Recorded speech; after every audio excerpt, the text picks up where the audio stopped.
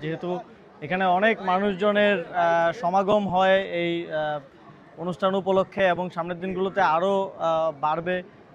এই ক্ষেত্রে এখানকার নিরাপত্তা ব্যবস্থা নেওয়ার জন্য প্রশাসন জরুরি ব্যবস্থা গ্রহণ করবে আশা করি।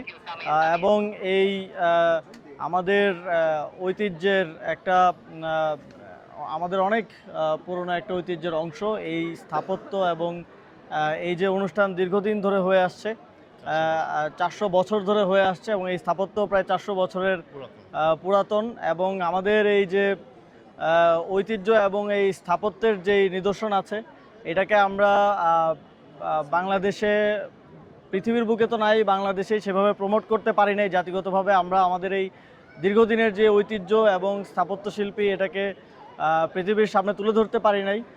আশা করি সামনের দিনগুলোতে এই জিনিসগুলো নিয়ে সরকার কাজ করবে এবং আমরা যদি সুযোগ পাই তাহলে অবশ্যই আমাদের এই যে হিডেন জেমগুলো আছে, যেটা আমাদের দেশের মানুষজনই ঠিকমতো জানে না, এটাকে পৃথিবীর সামনে তুলে ধরার চেষ্টা করব। আর কোনো প্রশ্ন আছে নাকি?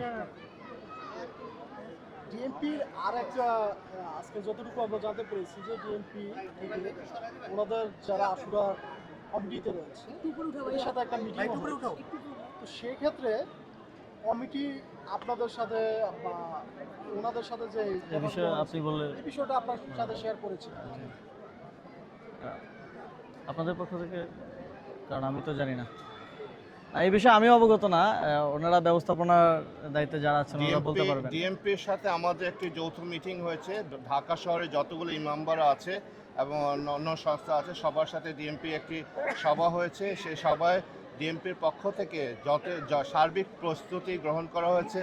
প্রধান 3টি মিছিল এবং আভ্যন্তরীণ যত নিরাপত্তা ব্যবস্থা গ্রহণের প্রয়োজন সব কিছু তারা আশ্বস্ত করেছে এবং আমরা আশা রাখি বিগত বছরে নয়, এই বছরে সরকার এবং ডিএমপি থেকে আশুরা উপলক্ষে সকল প্রস্তুতি তারা নিবে এবং আশ্বস্ত করেছে। আমরা আশ্বস্ত আছি যে আগামী আশুরা দিন আমরা সুন্দর, সুষ্ঠু ও নিরাপত্তার মধ্যে দিয়ে সম্পূর্ণ করতে পারবো ইনশাআল্লাহ।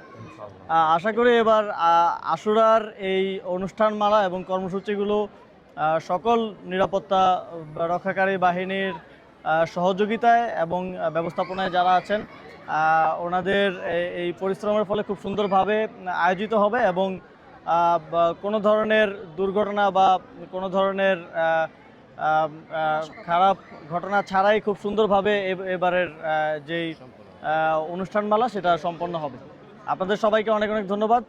আজকের মতো শেষ করে আপনি পরিদর্শন করলেন আজকে এবং কি দেখলেন এবং এখানে কি কারণে কি কথাবার্তা হলো একটু ব্রিফ করতে। না, আমি এখানে এর আগেও কয়েকবার আসার সুযোগ হয়েছে আমার, এবং আজকে আমি দেখলাম যে মূলত এখানে যে আমাদের প্রায় 400 বছর পুরনো এই স্থাপত্য শিল্প, এই যে আমাদের পিছনে যেই ভবনটা দেখা যাচ্ছে, এবং এই ওনাদের এই আয়োজনটাও অনেক পুরনো এবং নিয়মিত ওনারা এটা করে আসছেন যুগ যুগ ধরে, শতাব্দী ধরে। এইটা আমাদের এই যে আমাদের যেই ডাইভার্সিটি আমাদের দেশের মধ্যে এবং এই যে বিভিন্ন ধরনের